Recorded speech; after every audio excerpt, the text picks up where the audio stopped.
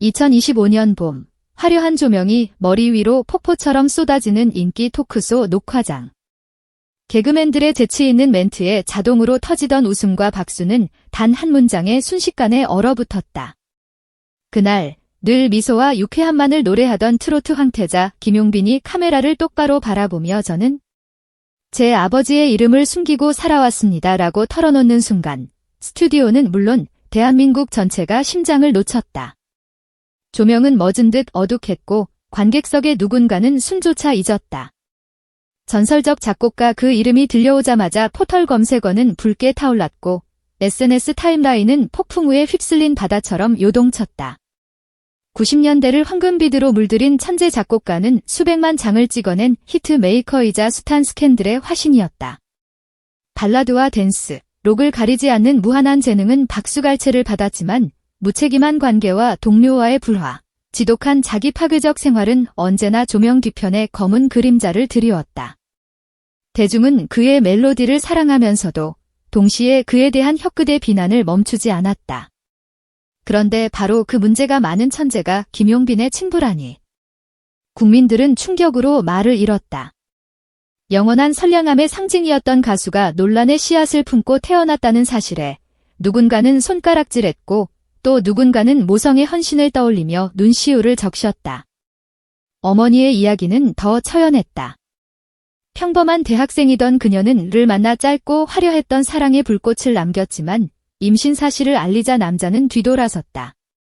가요계를 호령하던 그에게 그녀는 지워야 할 흑백 사진 한 장에 불과했다.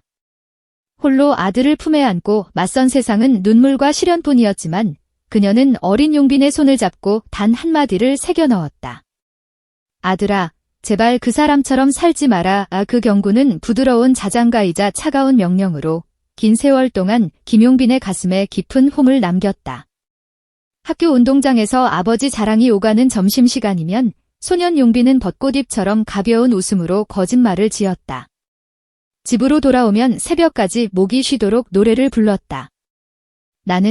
나만은 어머니가 흘린 눈물 위에 꽃길을 깔아드려야 한다고 다짐하며. 하지만 밤이 깊어지면 벽지는 저주처럼 우울한 색으로 변했고 천장에서 드리운 그림자 속에서 나는 누구인가라는 질문이 독사처럼 고개를 쳐들었다. 그는 세상과 자신 사이에 높은 벽돌성을 쌓았고 그 안에서만 울고 웃었다. 결국 그 벽은 무대를 삼켰다. 화려해야 할 스포트라이트가 피부를 찌르는 송곳처럼 느껴졌고 팬들의 환호가 심장을 압박하는 천둥소리로 변했다. 어느 날은 첫 음절을 뱉기도 전에 숨이 막혀 쓰러졌고 어느 날은 대기실에서 1시간을 울다가 리허설조차 포기했다. 그때마다 기획사는 단순 과로라고 둘러댔지만 정작 그를 삼켜버린 괴물의 이름은 공황장애였다. 공황의 뿌리에는 언제 들킬지 모르는 비밀, 천재 작곡가의 사생아라는 낙인이 무서운 칼날처럼 꽂혀 있었다. 7년 전 운명은 침묵을 깨트릴 시험지를 건넸다.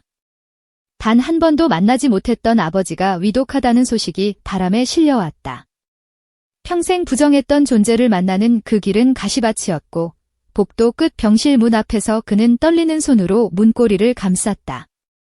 침대 위의 남자는 언젠가 대중 앞에서 왕관을 쓰고 악보를 휘두르던 거인이 아니었다. 그는 산소 호스를 단 채 잿빛 얼굴로 숨을 몰아쉬는 노인이었고 가까스로 뜬 눈동자에는 말 못할 후회가 출렁였다. 미안하다, 빗바람만큼 낮은 그 한마디는 용서와 분노 사이를 헤집었다.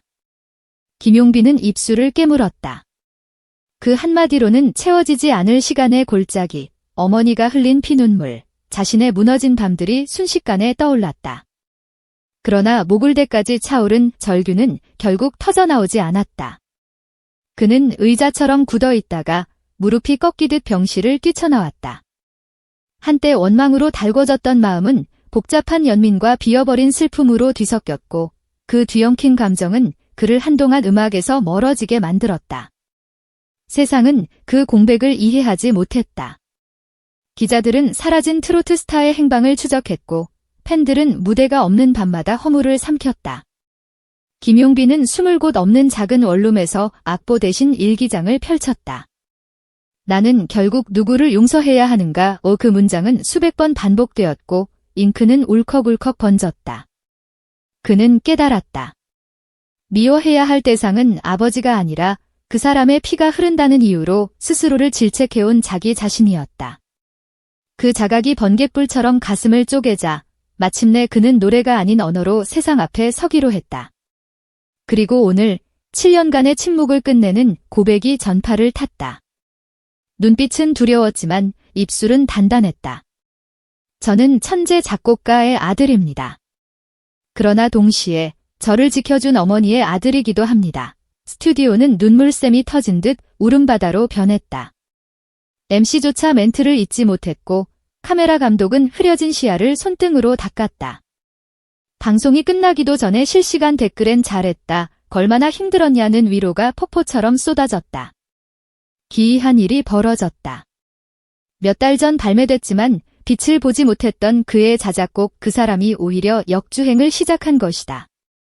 가사 속 미움 끝에도 그리움이 남았네라는 한 줄이 사람들의 심장을 파고들었다.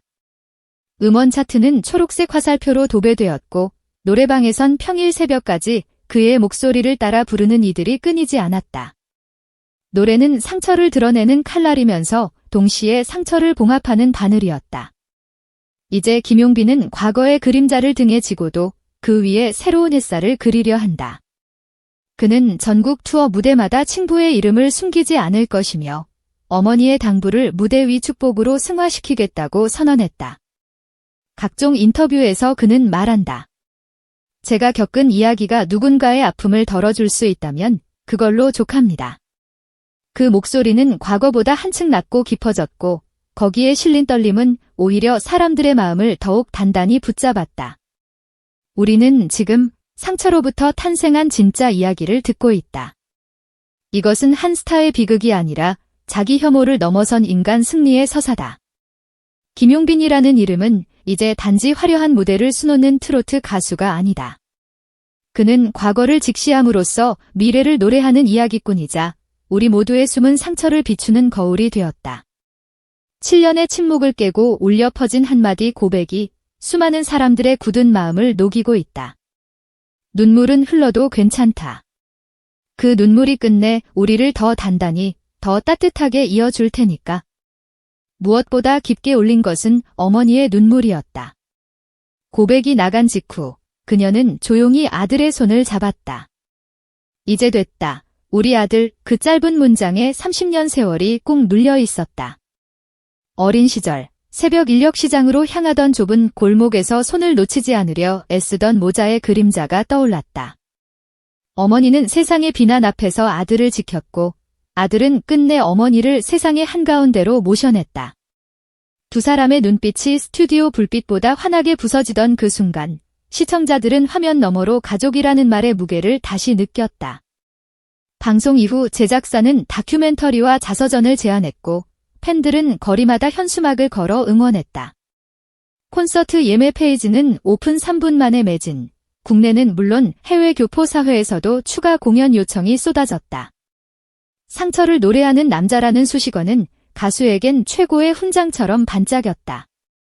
그러나 그는 화려한 제안 사이에서도 한사코 어머니와 함께 사는 낡은 연립주택을 떠나지 않았다.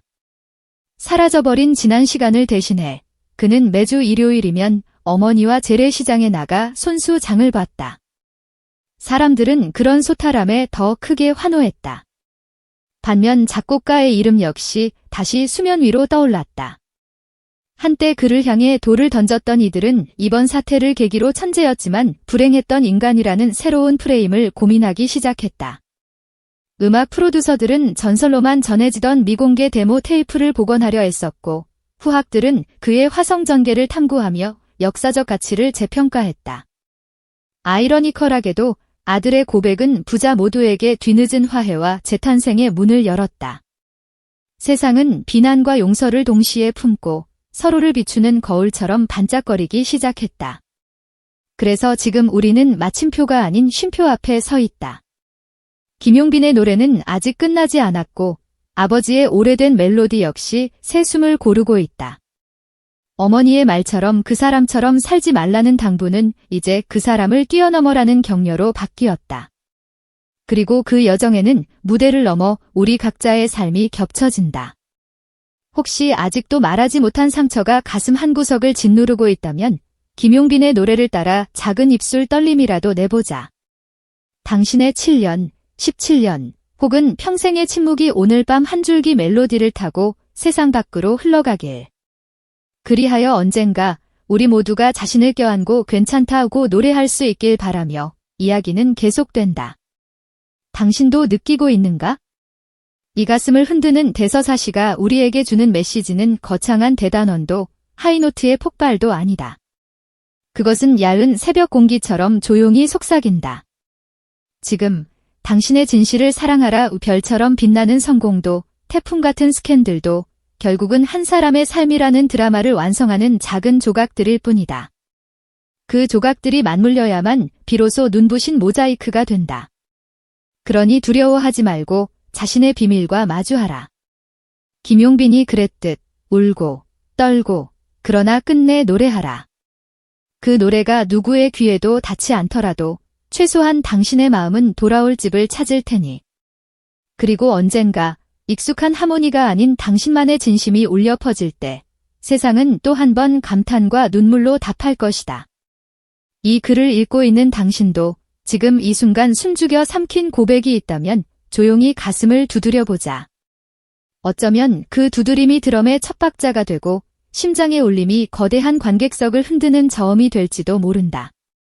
언젠가 스포트라이트가 당신을 향해 번쩍임과 동시에 관객석 어딘가에서 누군가 눈물을 훔칠 것이다.